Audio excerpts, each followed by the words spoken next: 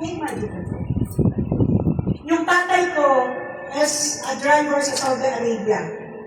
Alam niyo po, nung dumating ang tatay ko galing Saudi, ito na naman ako, nagre-recall na naman ng worst scenario of my life.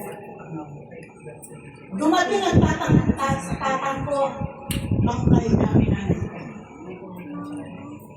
Ginawa namin ang lahat. With apat na specialista, pero patay pa rin ang tatay, ay nanay ko. Imagine yung sacrifice na yun. That's why kinarir ko maging alternative medicine doctor. Yes! Yes! Yes! Bakit? Kasi kung totoo sila, dapat hindi namatay ang nanay ko, hypertension lang naman. Doon ko napag-alaman na ang hypertension, hindi pala yan sakit. It is a lifestyle. Nagkaintindihan? Yes! Kaya kung hypertensive kayo ngayon, hindi po yan sakit. Lifestyle lang na yan. Mag-iba kayo ng lifestyle. Nagkaintindihan? Yes!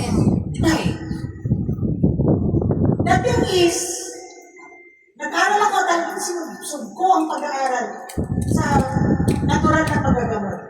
And sabi ko, bigyan mo ako, Lord, ng wisdom, ng knowledge, ng understanding para makakreate ako.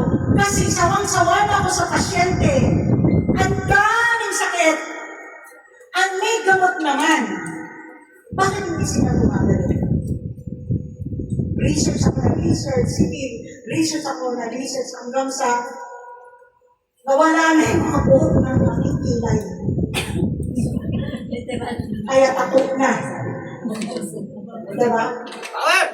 Yes!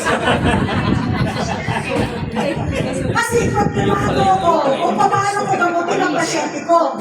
At walang naniniwala noon na magagamot ang isang pasyente through natural medicine. Eh ngayon, ang dami nang naniniwala sa akin. Lalo na na-formulate pa ang Doc Hanis Kilitus. Kasi ang kailangan pala natin, nutrition. Yes! Yes! Yes! Tama po ba? Yes! Ganito yan ha.